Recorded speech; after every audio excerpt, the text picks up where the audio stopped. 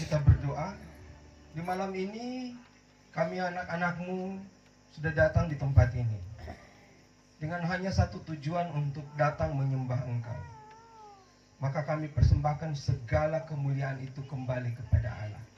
Engkaulah yang layak untuk dipermuliakan di dalam setiap puji-pujian kami. Kini kami juga memberi diri untuk mendengarkan sabda-Mu. Ya Tuhan, kami menundukkan diri di bawah otoritas-Mu, supaya Tuhan yang berbicara kepada kami. Karena itu kami mohon, urapilah kami semua. Urapilah hamba-Mu yang mempersiapkan diri. Urapilah setiap telinga dan hati di tempat ini, supaya apa yang kami dengarkan malam ini menjadi berkat bagi perjalanan iman kami. Segarkanlah kami melalui firman Tuhan. Ya Tuhan, bersabdalah kepada kami. Dan jika ada suara dunia ini, kekuatan dunia ini yang berusaha mengambil pemberitaan saat ini, kami berdoa Allah, kiranya Engkau menghancurkannya di dalam nama Tuhan Yesus. Dan biarlah Tuhan, Engkau yang bertakhta di dalam seluruh pemberitaan saat ini. Dalam nama Tuhan Yesus Kristus kami. Amin. Silakan saudara. Tema kita malam ini adalah hidup sebagai umat gembalaan, dan bacaan firman Tuhan terbaca menurut Mazmur pasal 23. Mazmur pasal 23. Ini ayat yang sudah sering sekali kita dengarkan, dan mungkin malam ini kita akan eksposisi saja untuk seluruh bacaan ini. Perikopnya adalah Tuhan gembalaku yang baik. Mazmur Daud. Tuhan adalah gembalaku, takkan kekurangan aku. Ia membaringkan aku di padang yang berumput hijau.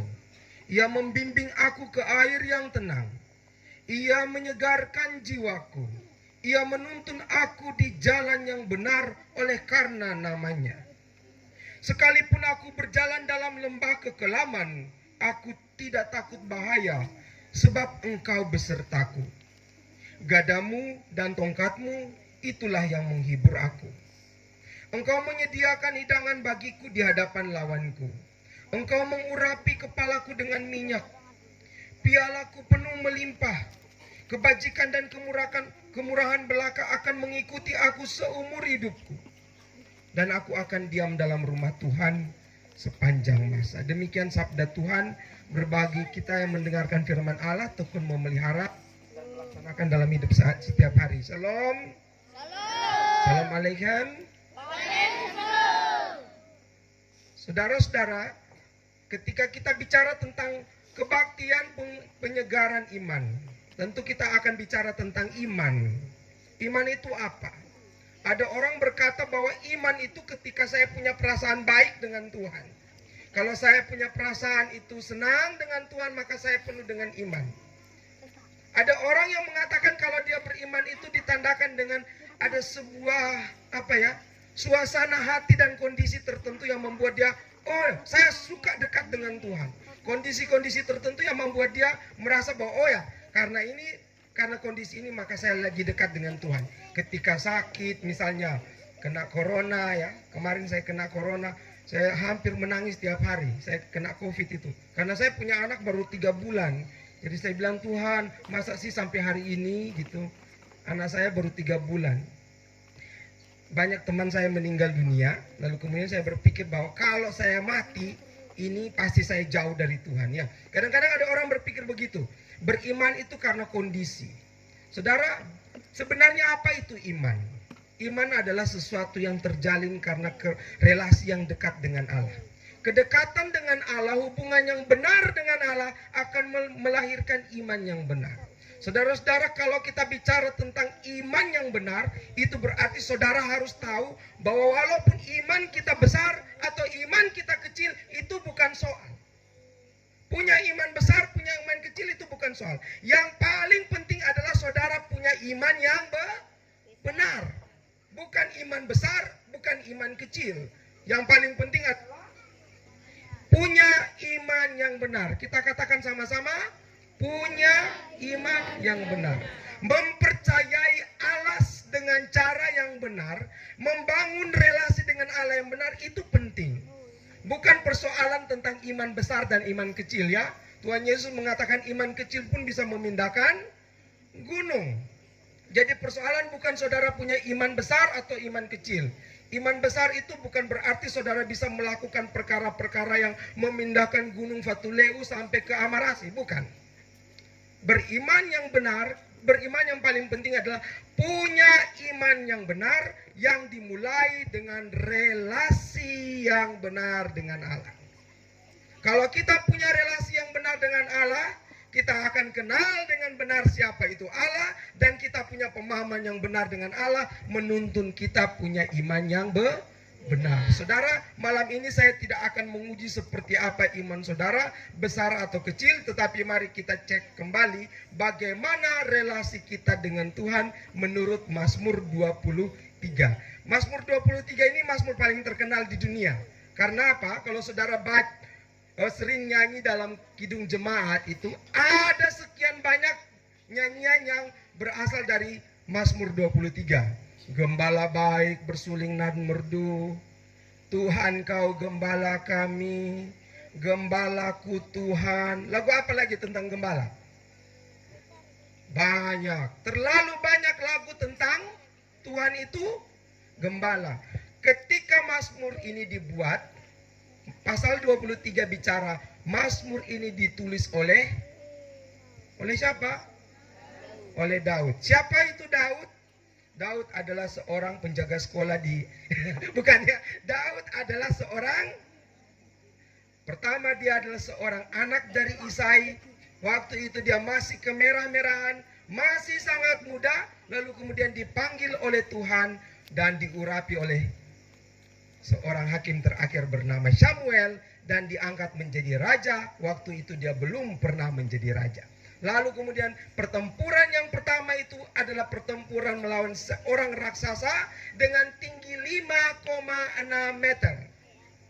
Pernah lihat orang tinggi 6 meter? Tapi Daud berhadapan dengan seorang yang tingginya lebih tinggi dari plafon gereja di sini. Ya, ketika Daud melawan Goliat, kepala Goliat dipancung dibawa ke kota Yerusalem. Ya, itulah yang membuat dia mulai dikenal oleh banyak orang. Kemudian dia menikah dengan Raja Saul dan seterusnya dan seterusnya. Ketika Daud menuliskan Mazmur 23, ada sesuatu yang sebenarnya berbeda dengan pengalaman setiap orang tentang Tuhan. Saudara-saudaraku yang kekasih, setiap orang pasti punya pengalaman dengan Allah secara pribadi. Nah, ketika Alkitab menggambarkan seperti apakah Tuhan itu, maka Alkitab tidak saja menggambarkan Allah dengan satu gambaran tersendiri. Tadi kita dengarkan sebuah kesaksian singkat, ada orang sakit berbicara tentang Allah yang menyembuhkan. Allah seperti seorang dokter.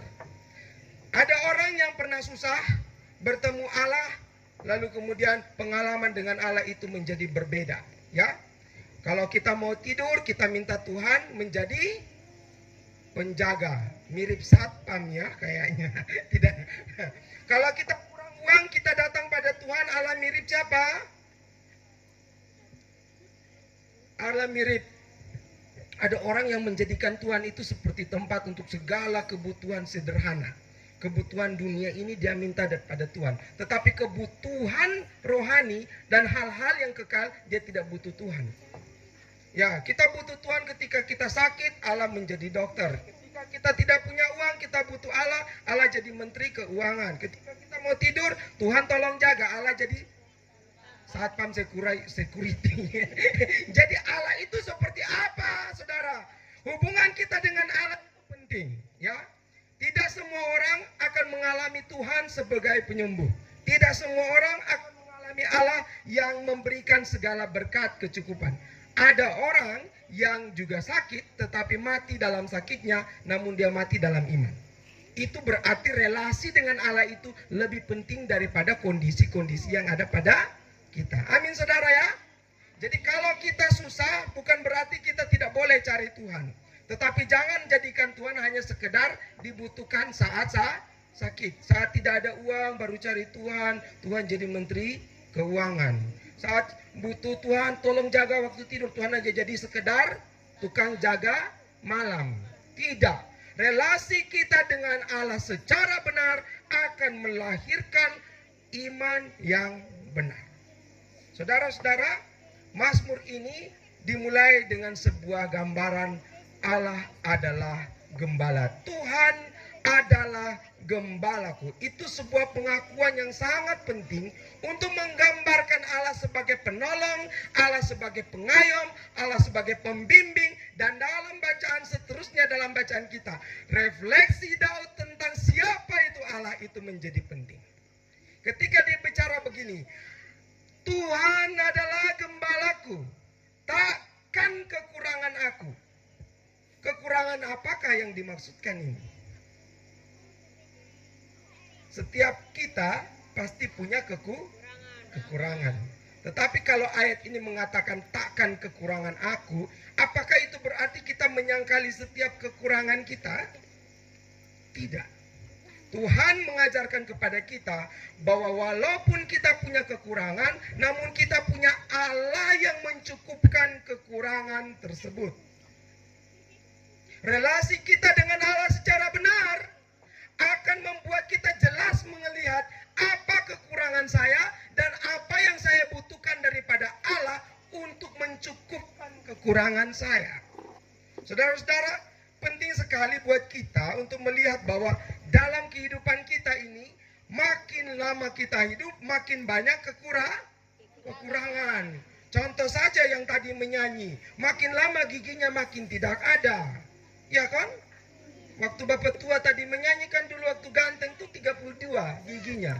Ya toh? Makin tua gigi makin kurang. Betul?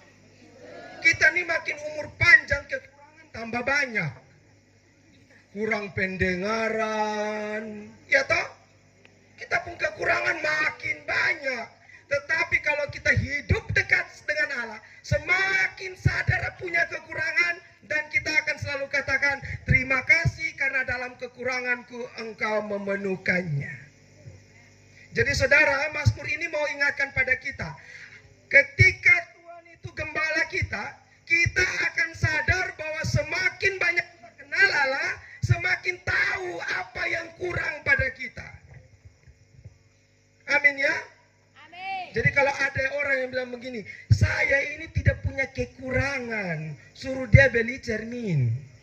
Karena orang seperti itu tidak pernah sadar bahwa dia butuh Tuhan Allah. Di sini saya perlu menekankan bahwa kalau Mazmur ini mengatakan Tuhan adalah gembalaku, aku takkan kekurangan, itu berarti sadar bahwa diri kita punya kekurangan dan kita selalu butuh Tuhan. Orang yang tidak pernah sadar bahwa dirinya punya kekurangan, dia tetap tidak akan membutuhkan Allah sebagai gembala. Kau semua beta nah. Begitu ya? Kalau gagah, kalau tidak butuh orang lain di mana-mana dia akan bilang, kau beta nah. Tapi kalau kita punya kekurangan, kita juga akan berusaha untuk menutupinya. Tetapi kalau kita punya kekurangan di hadapan Tuhan, kita akan selalu bilang pada Tuhan, saya ini punya keterbatasan, tetapi Engkaulah yang mencukupkannya. Amin ya. Jadi pengajaran pertama kita mengatakan seperti itu. Tuhan tidak menciptakan kita dengan segala kesempurnaan, tetapi Allah menciptakan kita dengan segala kekurangan-kekurangan kita untuk mengajarkan satu hal, saudara. Supaya saudara dan saya tidak mengandalkan diri sendiri. Dalam segala kekurangan, Allah mencukupkan kita. Karena itu, Nabi sebelum Yesus, kalau istri pun rambut makin putih, makin kurang yang hitam, jangan cari mama muda. Karena apa? Semakin kita cinta istri, kekurangan-kekurangannya merupakan sukacitanya kita, kelebihannya kita. Itu juga dengan Tuhan. Semakin kita dekat dengan Tuhan, semakin kita tahu apa kekurangan kita. Sehingga kita mau bilang, Engkaulah gembalaku, takkan kekurangan aku. Kekurangan karena apa? Karena Tuhan mencukupkannya. Saudara-saudara, unik ya kalau Mazmur ini mengatakan seperti itu. Selanjutnya, Ya, kalau yang di sini sudah dapat lihat slide, pindah sampai sana supaya bisa ikuti. Dia katakan begini, ia membaringkan aku di padang yang berumput hijau. Tuhan membaringkan kita. Yang tadi dia mulai dengan kata-kata membaringkan. Manusia normal itu hidup, kalau hidup sudah umur 12 sampai seterusnya, rata-rata kita tidur 8 jam satu hari. Kalau tidur sudah umur begitu tapi tidur lebih dari 8 jam, itu dia nama pamalas, pamokot. Ya? Jadi manusia normal itu tidur 8 jam. Anak muda satu hari tidur berapa jam? Atau ini kadang-kadang anak muda dong, mete siang, mete malam, siang tidur, sama kayak kelelawar. Itu bukan manusia yang malam-malam hidup merayap mana-mana, siang dia tidur. Ini dia punya istilah kabauk ya. Di sini son ada, tapi di banyak tempat ada. Dia tidur sampai dia pun bapak mama pulang pas makan sapi juga masih tidur. Giliran orang tidak mulai dia siklaloti di mana-mana. Tapi di Nenaka son ada yang begitu. Amin deh. Anak muda amin kan? Nah ini ayat bilang begini, ia membaringkan aku di padang yang berumput hijau. Membaringkan, kas tidur berapa jam? Kita suka baca ini ayat Tuhan, sudah baringkanlah aku, son bangun-bangun. Itu dia pun nama?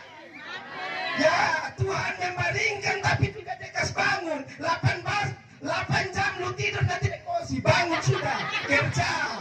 Kita kadang-kadang baca ini ayat, oh Tuhan tolong baringkanlah aku.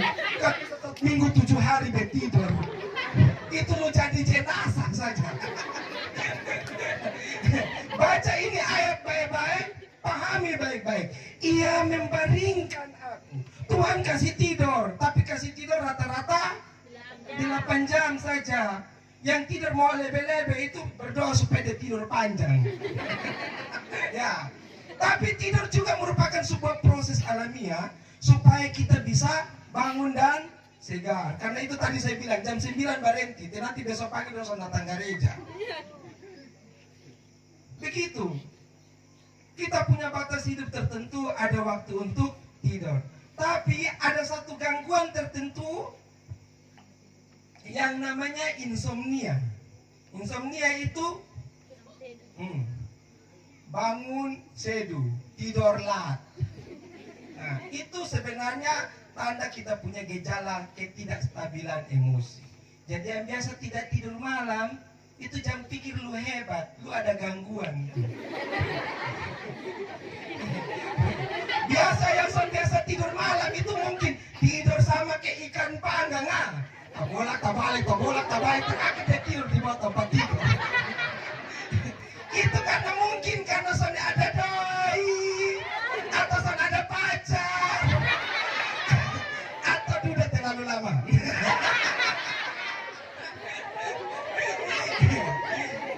Allah membaringkan kita dengan porsi tidur yang cukup. 8 jam tidur, 16 jam kerja. Jangan kasta balik, 16 jam tidur, 8 jam kerja. Itu pemokol dia punya nama. Tuhan adalah gembalaku, tetapi dia tidak membiarkan kita hidup seperti pemalas yang tukang tidur. Amin. Dan kasih tahu buat mereka yang besok pagi son bangun, kasih tahu dong, lupa tidur terus supaya berdoa ke seluruh. Biasa di minggu pagi tuh pemalas bangun pagi, kasih tahu, Bapak mau semua tidur terus, Marco beta doa tumpang tangan ke Bapak tidur lama. Amin Jadi kalau besok dia pun suami mesti tidur pagi-pagi lonceng gereja supaya bunyi 3 kali lonceng 2 dia belum bangun, ambil air kau siram supaya apa? Kita bilang hari Minggu pagi itu jam 7 mulai, lu kalau lewat dari jam beta berdoa kalau lu lebih panjang. Amin Jadi yang biasa tidur di luar jam kebiasaan itu, ingat Lu ada kelainan itu. Tuhan mau bilang begini, jangan kau tidur di waktu orang bekerja. Allah juga butuh istirahat. Tetapi dia membaringkan kita di padang berumput hijau, bukan berarti kita tidur selama-lamanya di situ. Amin ya? Pahami baik-baik ayat ini. Yang berikut, apa ini?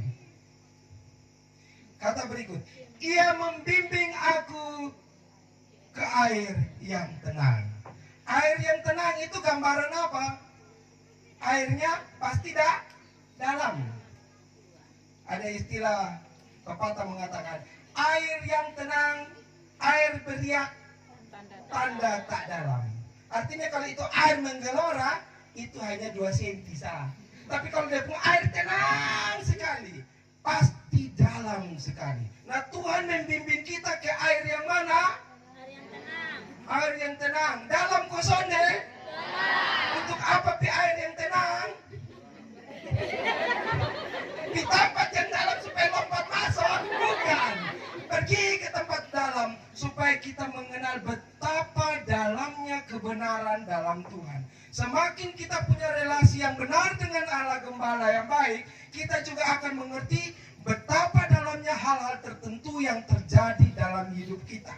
Di balik setiap peristiwa ada kedalaman sesuatu yang perlu kita pahami dan selidiki. Nah, 2 Petrus 2 ayat 17 mengatakan, penyesatan dan kepalsuan itu diibaratkan dengan air yang kering, mata air yang kering. Sebenarnya ini mau menggambarkan tentang kedalaman pemahaman kita tentang Allah. Semakin kita mengandalkan Allah, semakin tahu kita isi hati daripada Allah. Semakin dalam tinggal dengan istri, kita akan tahu dia maunya apa. Saudara, kalau kita punya hubungan dengan istri kita baik, itu akan ditandai dengan model komunikasi.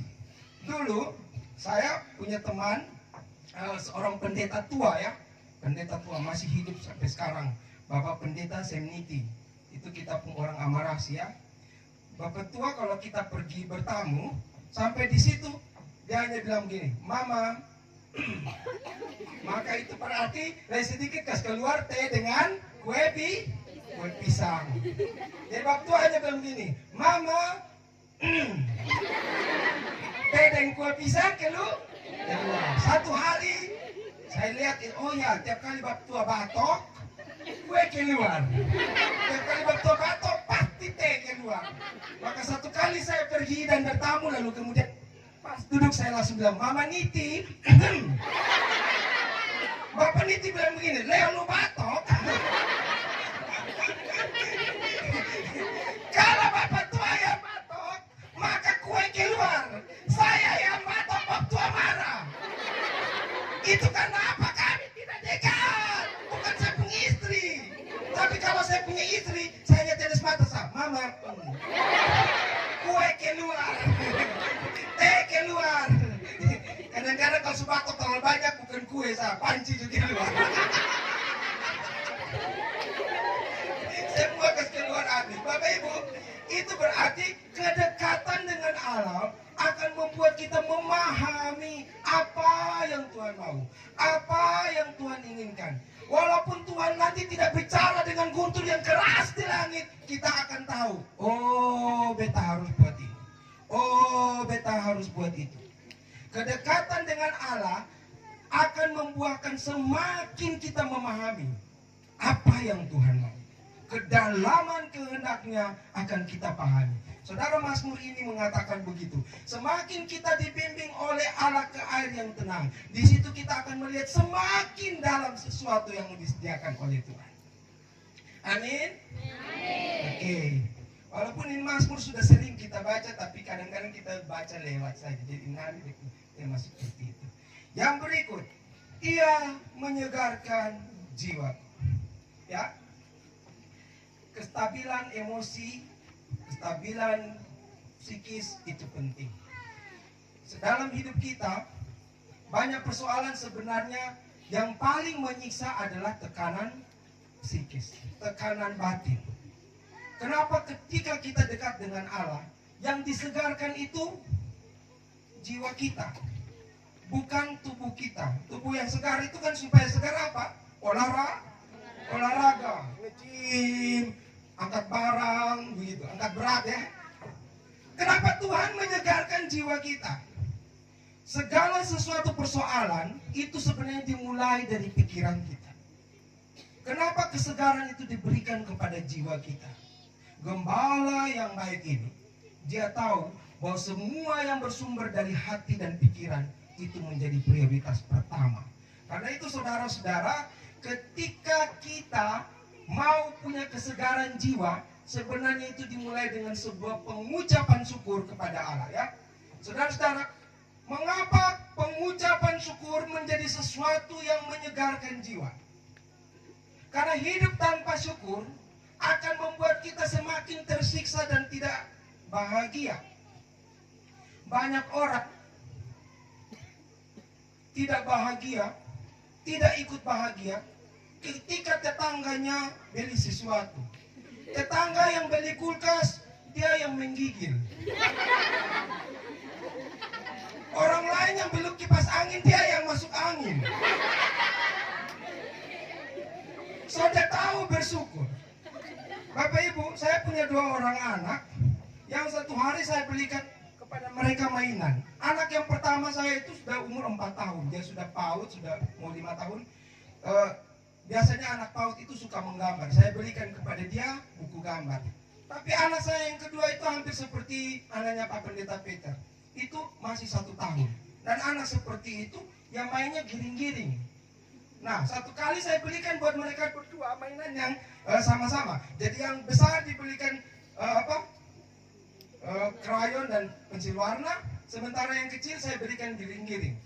Tapi kakaknya merasa tidak bahagia dengan pensil warna. Dia ambil ini giring-giring dan dia yang main giring-giring. Anak tua gigi banyak tapi main giring-giring. Jadi saya bilang begini, kenapa kamu tidak bahagia dengan ini? Dia merasa sangat tidak bahagia karena pemberian yang Tuhan beri. Yang saya beri. Kita itu juga harus belajar bersyukur bahwa kalau Tuhan kasih kita sesuatu, itu menurut porsinya kita. Karena itu kalau Tuhan adalah gembala kita, dia menyegarkan jiwa kita, dia ajar kita untuk mensyukuri apapun yang Tuhan beri. Tuhan kasih suami, kumisnya tipis, bersyukurlah. Tuhan kasih kita sesuatu yang biasa-biasa, bersyukurlah. Kalau tidak bersyukur itu yang seperti tadi, tetangga beli kipas angin, kita yang tak kipas. Tetangga beli AC, kita yang gak matar dingin. Terakhir tetangga yang beli TV, kita yang berlagak viral.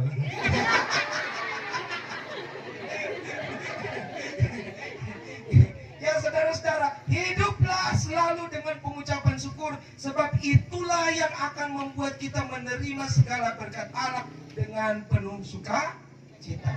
Allah menyegarkan jiwa kita dengan cara apa? Mengajar kita bersyukur senantiasa.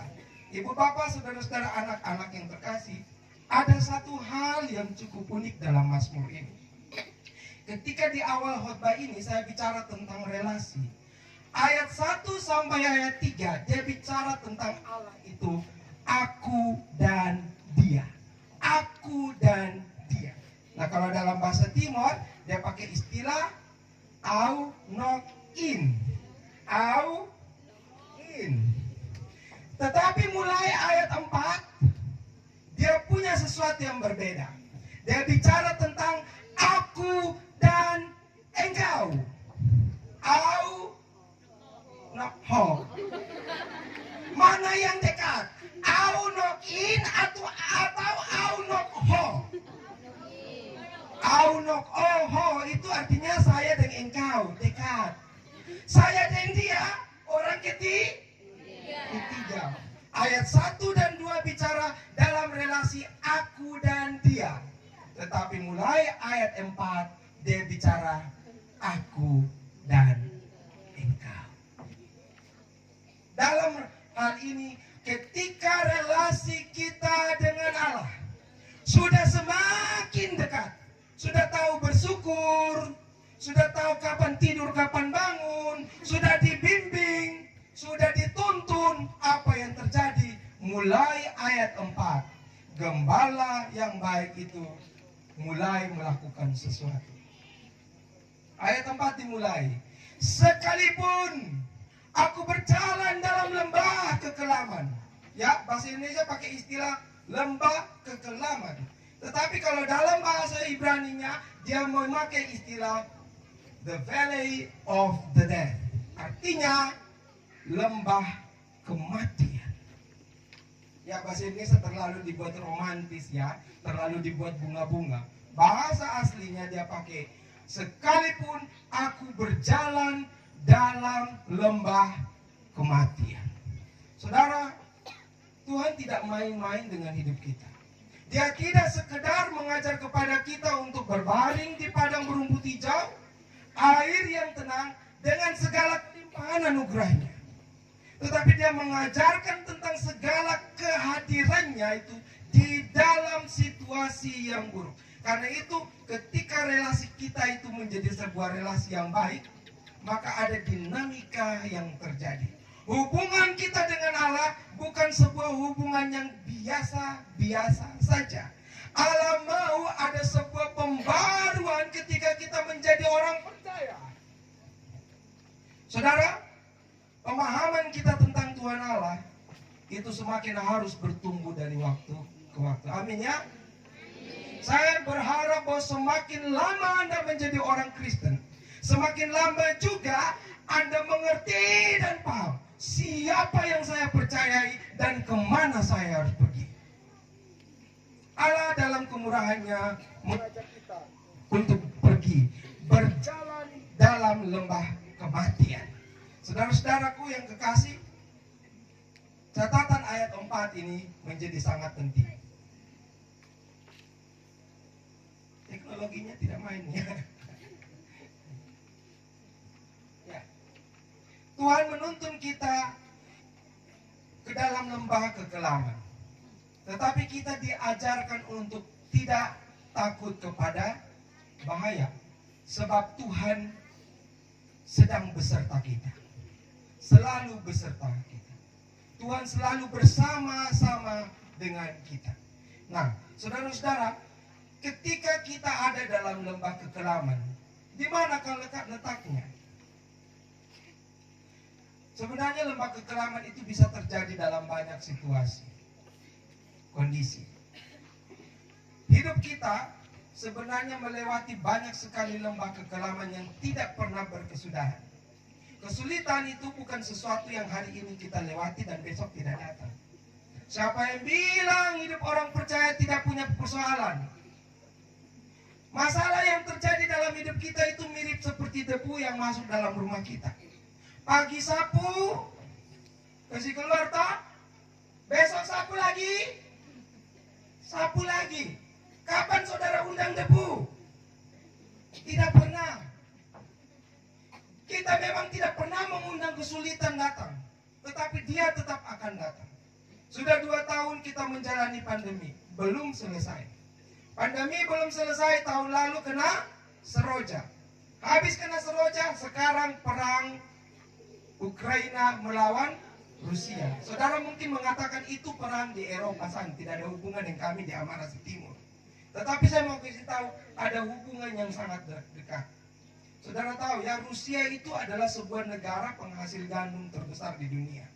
Kemarin ketika dibuat embargo atau pengekangan ekspor, maka Rusia tidak akan lagi mengirimkan gandum. Itu berarti per 1 April nanti saudara akan lihat kenaikan harga tepung terigu. Mie akan naik, kue akan naik, dan lain-lain juga akan naik. Rusia juga adalah negara penghasil energi terbesar. Sejak bulan Januari, sejak 26 Februari malah, itu harga gas sudah naik. Ya, saudara yang pakai gas LPG di rumah, sekarang dulu harganya 195.000 per 12 liter. Sekarang sudah 245.000. Harga tahu, ya saya biasa buat tahu ya saudara. Tahu yang biasa jual di Nebonat itu. Per 1 April tempe tahu naik. Karena apa? Penghasil kacang kedelai terbesar adalah Rusia. maka imbasnya adalah impor kacang kedelai berimbas pada kita. Setiap hari saudara, kita dituntun dalam lembah kekelaman. Kenapa dalam bacaan ini ternyata Tuhan tidak bawa kita ke puncak-puncak gunung, tetapi selalu melewati lembah kekelaman? Tuhan mau mengajarkan satu hal yang sangat penting tentang ini, bahwa Dia mau mengajarkan tentang hidup tanpa ketakutan. Saudara takut apa? Anak-anak takut apa? Kita punya takut, kadang-kadang ada takut yang rasional, ada takut yang tidak rasional. Takut rasional itu takut misalnya takut uang tidak ada, itu rasional Tapi kadang-kadang ada takut yang tidak rasional. Takut setan. Siapa yang takut setan di sini? Mungkin sebentar malam dia tidur di gereja sudah. Siapa yang takut? Takut jomblo. Kita kadang-kadang takut yang aneh, takut yang tidak ada dasarnya. Saudara-saudara, jangan takut menghadapi hidup ini, jangan penuh dengan ketakutan.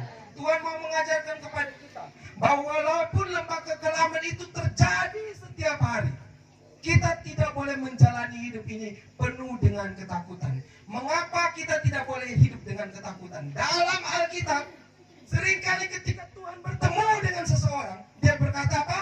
Jangan takut. Apa bahasa Timur jangan takut?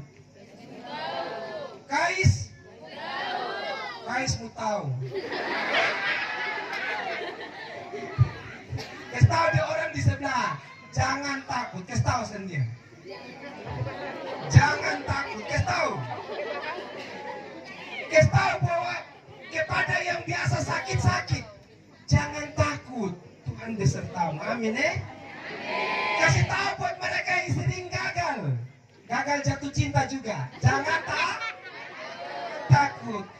Kasih tahu kepada mereka yang ujian lagi sedikit naik kelas, anak-anak, pemuda yang sedikit lagi Anda mau gimana ini, kuliah online, bisa dan seterusnya.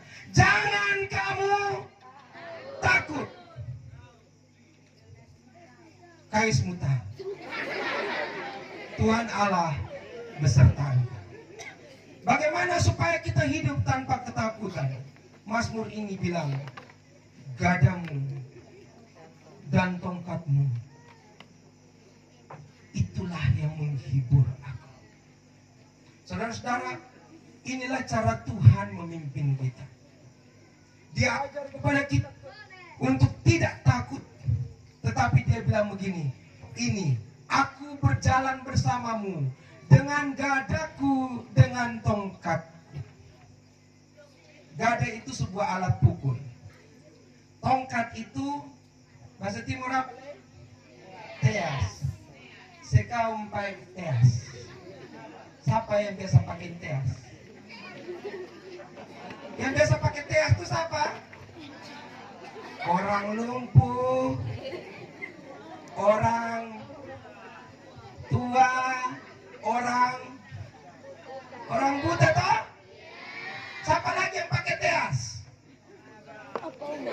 Ya di sini sana ada. Tapi siapa yang kita jalan pakai teas, jalan pegang tongkat, itu jalannya dekat atau jauh?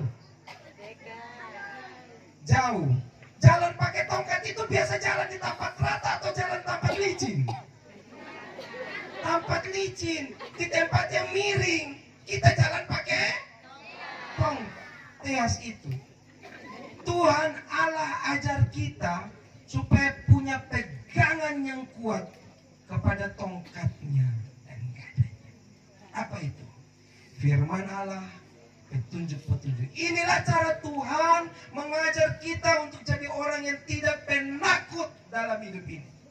Ya, saya suka sebuah lagu, apa? Aku tak takut karena kau dekat. Susah tak pahit, duka tak berat. Kubur dan maut di mana jayamu? Tuhan yang bangkit tinggal sertaku. Lagu tinggal sertaku.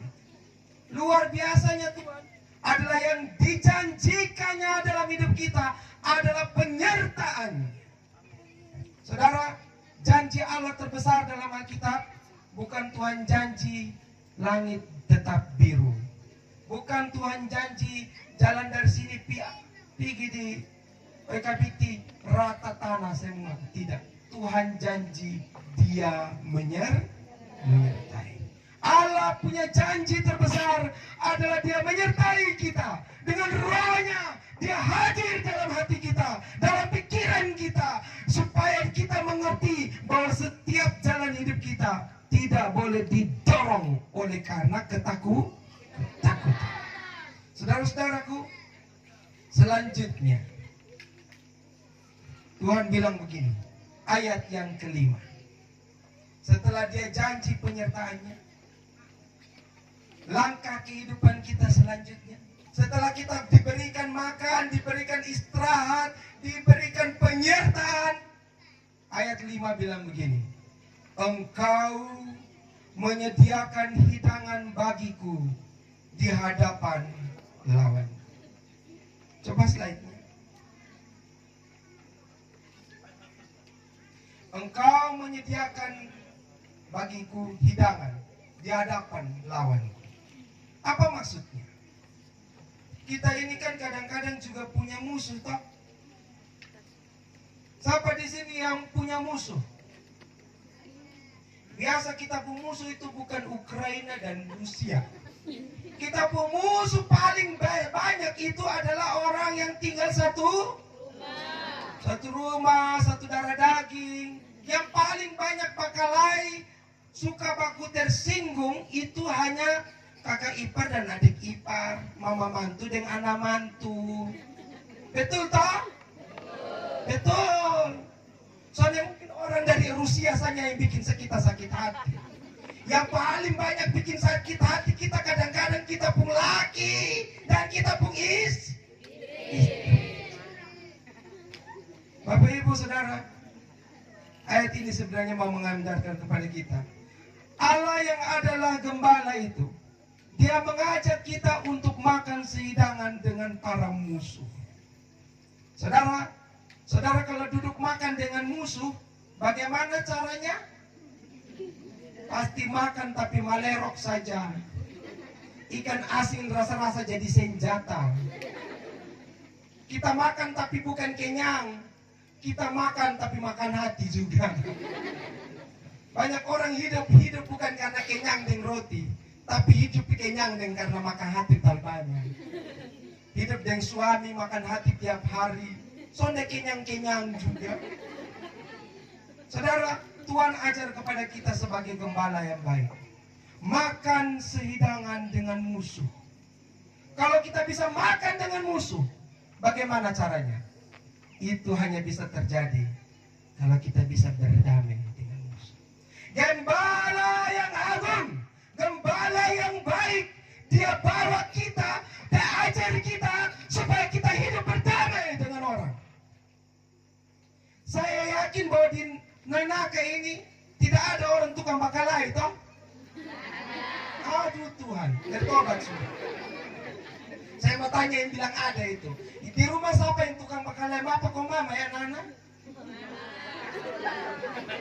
Kuat loh. Anak-anak di rumah yang tukang bakalai siapa? Bapak kok mama? Seimbang. Saya mau tanya mama-mama yang tukang bakalai siapa? Bapak atau suami atau mama mantu? Ini saksi hidup dong ya. Sama bu anak tuh. Allah yang baik, Dia ajar kepada kita untuk bisa berdamai. Duduk sehidangan dengan musuh. Kalau kita duduk sama-sama, pasti bisa berdoa sama-sama. Amin toh?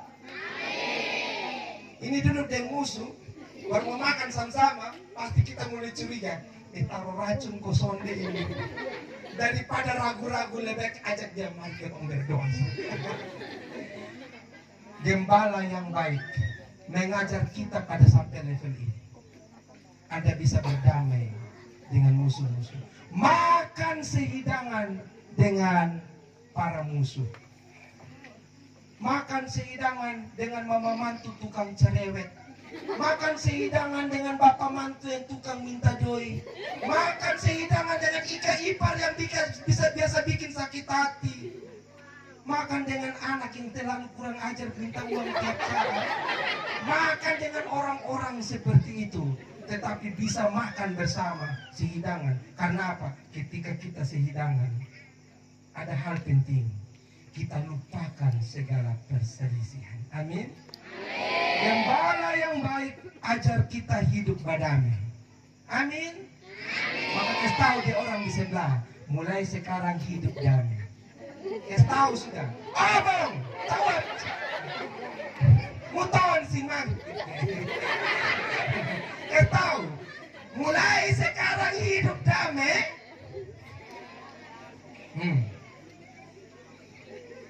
Dan berhenti hidup dengan saling mencela. Berhenti hidup saling mencelakakan. Berhenti hidup saling melukai. Gembala yang baik ajar kita duduk makan sehidangan dengan para musuh-musuh kita. Saudara, Raja Daud itu punya musuh. Musuh terbesarnya itu bukan orang Filistin, bukan Goliat. Saudara baca dalam Alkitab, musuh yang paling lama mengejar dia adalah mertuanya sendiri. Raja Saul itu kejar Daud di mana-mana berapa tahun? 30 tahun. Bapak mantu dan anak mantu baku kejar, hendak baku bunuh selama 30 tahun. Tetapi apa yang terjadi? Tuhan terdamaikan mereka. Di Noenaka ini Mas ada kok yang tukang makanan? Mas ada kok suami istri yang tukang bertengkar? Malam ini pulang berhenti. Kalau Anda mau mengalami damai sejahtera, merasakan pimpinan damai dari gembala yang ada, berdoalah bagi musuh-musuh. Bisa kau berdoa buat musuh? Kita kadang-kadang ini mau Natal, biasa itu mau Natal kalau ketong mulai sengaja senyum lebar isinya di musuh pemuka. Selamat Natal tahun baru, Tuhan menyertai ya. Lu tunggu lu pembagian Natal berdamai 1 Januari foe ulang. Maka hari ini kita belajar dari gembala yang baik. Engkau duduk sehidangan dengan musuh-musuh. Engkau berdoa bersama dengan mereka. Engkau mengampuni mereka. Engkau berdamai dengan mereka. Gembala yang baik tidak sekedar kasih makan, kasih minum, bawa dalam lembah kekelaman tapi disertai. Gembala yang baik itu juga mengajar kita untuk berdamai, hidup dengan pengampunan daripada Allah. Bapak Ibu seringkali kita pun sakit hati itu kita bawa pada Tuhan. Tuhan, ini pun ipar nih kalau omong tusuk sampai dalam. Kadang-kadang juga kita pun suami punya perkataan kita bawa seumur hidup. Hari ini Tuhan Allah ingatkan, gembala yang baik ajar kita untuk mengampuni. Duduk sehidangan dengan musuh-musuh kita. Amin saudara. Lalu kemudian dia bilang ini, engkau mengurapi kepalaku dengan minyak. Diurapi kepala itu biasanya adalah pelantikan untuk jabatan imam. Tetapi kalau dalam konteks bacaan ini saudara, Tuhan itu gembala, kita kawanan gembalaannya. Tuhan itu gembala, kita adalah domba-dombanya. Jadi kalau domba itu diurapi kepalanya, itu domba yang khusus. Di dalam perjanjian lama, domba yang diurapi kepalanya hanya domba yang disiap dikorbankan sebagai korban bakaran. Kita mau ingat bahwa ayat ini sebenarnya mengingatkan kepada kita. Kristus adalah gembala yang mati untuk mengorbankan dirinya. Kita adalah domba yang belajar berkorban seperti Kristus sendiri. Kalau kita adalah domba, kita juga akan melakukan seperti yang Kristus lakukan sebagai gembala agung itu. Dia mati bagi orang lain. Demikian juga kita memberi diri untuk melayani dia. Lalu kemudian ayat ini mengatakan, pialaku penuh melimpah. Kehidupan kita dipenuhi dengan kelimpahan, kelimpahan anugerah dan rahmat. Dan ditutup dengan Mazmur ini, kebajikan dan kemurahan belaka akan mengikuti aku seumur hidupku. Saudara catat kata ini, kata mengikuti. Mengikuti itu di muka atau di belakang? Ya, kalau saya mengikuti Ibu Desi, maka saya akan ada di depannya dia atau di belakangnya dia? Di belakang.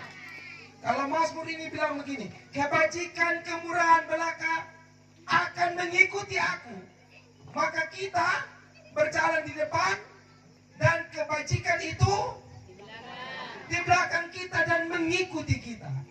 Karena apa? Karena di depan kita mengikuti gembala.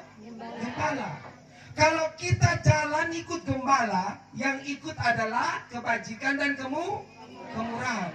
Tapi kalau kita punya hidup adalah cari kebajikan dan kemurahan, maka apa yang terjadi? Gembalanya ketinggalan di belakang. Ini catatan buat kehidupan kita sebagai orang Kristen. Kalau hidup kita mencari Allah, kebajikan itu mengikuti kita, bahkan mencari kita. Tapi kalau kita mencari dunia ini, maka yang akan kita tinggalkan adalah gembala itu.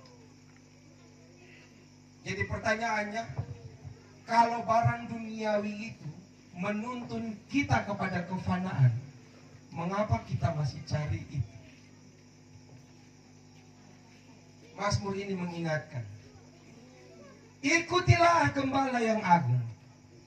Sebab kalau kamu mengikuti dia, kebajikan itu akan mengikutimu. Tetapi kalau kita punya cara ikut Tuhan itu lain. Kebajikan duluan, Tuhan nomor 2 baru kita ikut. Itu berarti kita tidak ikut dengan Allah. Kita sedang mencari sesuatu yang lain. Carilah sumber berkat, maka engkau diberkati. Tetapi persoalan penting, kadang kala orang tidak cari sumber berkat, tetapi kepingin berkatnya saja. Banyak, saya ini sering berkat nikah orang, hanya mau dapat pemberkatan nikah, tetapi dalam rumah tangganya dia tidak hadirkan Kristus sebagai kepala dalam rumah. Kalau kita mau dapat berkat, hadirkan sumber berkat terlebih dahulu. Saudara-saudara, saya mau menutup renungan ini, bahwa Kristus telah menuntun kepada kita dan menunjukkan kepada kita sebuah teladan yang luar biasa sebagai gembala. Dia berkorban, dia mengajar kepada kita tentang sesuatu yang baik. Lalu kemudian yang paling penting adalah dia menyerahkan dirinya bagi kita.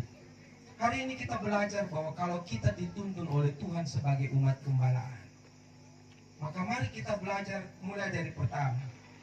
Hidup dalam segala kekurangan tetapi bersyukur.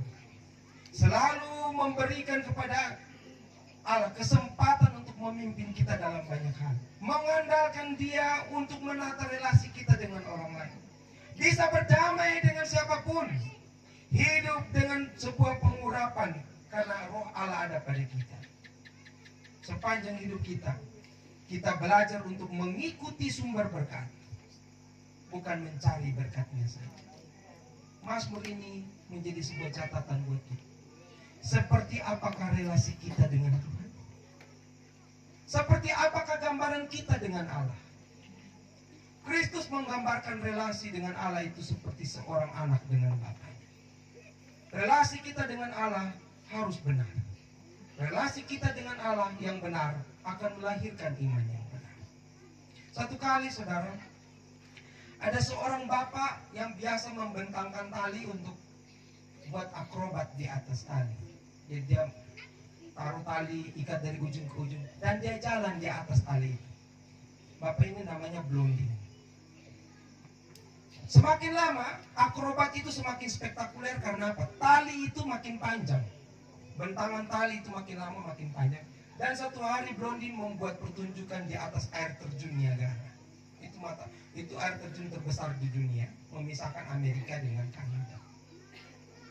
Bentangan tali itu sekitar 1,6 km. Jadi Blondin akan jalan di atas tali kecil sepanjang 1,6 km. Lalu di bawahnya itu ada air terjun Niagara. Waktu itu dijuallah tiket dan semua orang sedang menonton. Pembawa acara kemudian tanya pada penonton, saudara-saudara, apakah saudara-saudara percaya bahwa Blondin, bapak ini bisa menyeberang dari ujung ke ujung? Sebagian besar penonton bilang tidak percaya. Tapi apa yang terjadi? Blondin bisa jalan dari ujung ke ujung. Dari ujung satu ke ujung yang lain, selamat. Semua orang tepuk tangan, luar biasa ya. Pembawa acara lagi kemudian bilang begini, pertunjukan kedua adalah Blondin akan dorong gerobak di atas tali itu. Maka ditanya, penonton, apakah Anda percaya? Percaya. Ada yang bilang tidak percaya, setengah. Maka Blondin kau dorong gerobak di atas tali sampai di ujung. Selamat, semua tepuk tangan. Lalu yang ketiga, penonton ditanya lagi, pertunjukan ketiga lebih spektakuler lagi. Blondin akan dorong gerobak, di atas gerobak akan ditap pasir seberat 70 kg. Taruh dalam karung, taruh dalam pasir, pasir taruh dalam karung, lalu taruh dalam gerobak. Lalu kemudian dorong. Apakah Anda percaya? 75% mengatakan percaya, 25% bilang tidak. Lalu kemudian Blondin dorong itu. Pelan-pelan, gerobak isi pasir di atas tali. Sampai dengan selamat, semua tepuk tangan, luar biasa. Maka yang terakhir, dia punya pembawa acara bilang begini, pertunjukan keempat lebih spektakuler. Kita akan ganti pasir itu dengan manusia. Apakah Anda percaya? 100% penonton bilang percaya. Weh, betul percaya? Percaya. Lalu kemudian pembawa acara bilang begini, kalau begitu pertanyaan kedua, siapa yang mau jadi sukarelawan naik di atas gerobak? Soal ada yang mau. Ditanya, mama tadi mama bilang percaya toh? Iya beta percaya. Naik sudah. Nanti bepu laki marah. Bapak tadi bilang bapak percaya toh? Naik sudah sekarang. Tunggu bepu istri marah sambil. Karena tidak ada satupun yang mau naik di atas gerobak. Akhirnya pembawa acara marah dan suruh semua, ayo pulang sudah. Bosong-bosong suruh naik di atas gerobak, bosong-bosong mau. Tadi nak bilang percaya, sekarang naik di atas gerobak son ada yang mau. Tiba-tiba seorang anak kecil mengatakan, biar saya saja. Semua orang balik dan bilang, lu gila. Tapi kemudian anak itu bilang, biar beta saja, supaya pertunjukan jalan terus. Anak ini kemudian naik di atas gerobak itu. Dan Blondin dorong gerobak isi anak kecil tadi. Di atas tali, di bawahnya air terjun. Dorong pelan-pelan, anak itu begitu ketakutan. Tetapi dia tetap pegang ini gerobak. Penonton juga pegang. Di tengah-tengah itu tali tergoyang kiri kanan. Aduh, ini mati sudah. Tetapi pelan-pelan di bawah sampai di ujung. Akhirnya selamat. Semua orang begitu takjub. Tapi yang dong takjub adalah, dong heran adalah, ini anak ini kok bisa dia naik? Dong tanya ini anak, lupung bapak son marah, soalnya lupung mama son marah, soalnya lupung orang tua ada di sini, ada. Hai, orang tua mana yang bisa kasih naik selalu di situ? Lalu anak ini bilang begini, soalnya bepung bapak kandung yang Pak Blondin itu. Itu bepung bapak kandung. Jadi kenapa anak ini naik di atas gerobak? Karena dia punya bapak. Karena dia tahu sendiri. bepung bapak ini seorang akrobatik yang sonde mungkin kasih jatuh dia dari atas tanah. Saudara, seperti itulah harusnya relasi kita. Beriman kepada Allah itu juga harus disusul dengan sebuah penyerahan diri kepada Dia. Berapa banyak kita ini kalau doa Bapa kami yang di sorga, Bapa kita di sorga, omong Bapa kami di sorga, tapi serahkan diri buat Allah tidak pernah. Doa kita terlalu klise.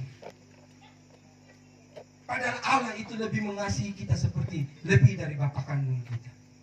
Saudara-saudara, saya mengingatkan kepada kita, iman yang benar didasarkan pada relasi yang benar. Kalau kita percaya Allah itu gembala kita, maka kita harus yakin bahwa gembala yang baik, Dia tidak akan membiarkan kita sendiri.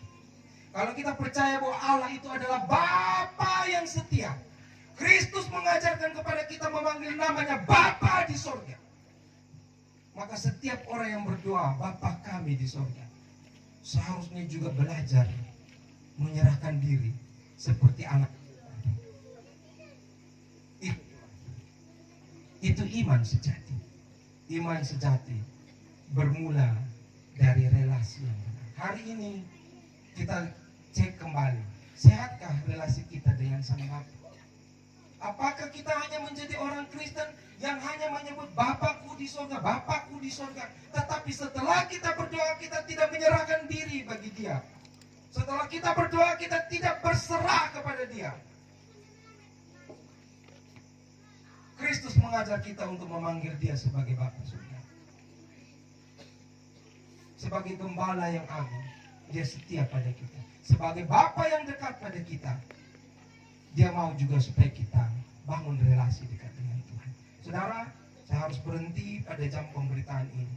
Tetapi saya mau ingatkan pada saudara, hubungan kita dengan Allah itu sesuatu yang sangat penting, menentukan seperti apakah iman kita. Kita tutup dengan doa. Mari kita berdoa. Engkau Allah kami, Engkau Bapa kami. Kami bersyukur kami punya Tuhan yang setia, punya Tuhan yang hidup, punya Tuhan yang menuntun kami kepada sesuatu yang baik.